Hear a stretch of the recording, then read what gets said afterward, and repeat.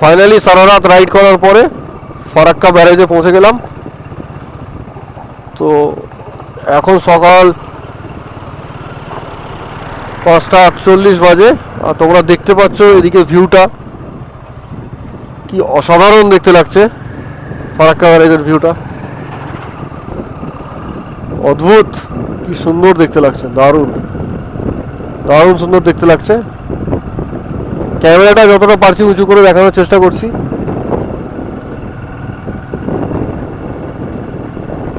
আর কত বড় ব্যারেজ,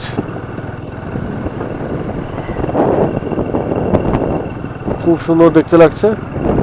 আমি তো ভেবেছিলাম হয়তো রাত্রিবেলাতেই ক্রস করে যাব, দেখতে পাবো না, বাট বৃষ্টিটা আসাতে আর রাস্তায় 1 ঘন্টা দাঁড়িয়েছিলাম এক জায়গায় বলে এই সকালবেলা ভোরের আলোতে আমি ফারাক্কা ব্যারেজ ক্রস করছি।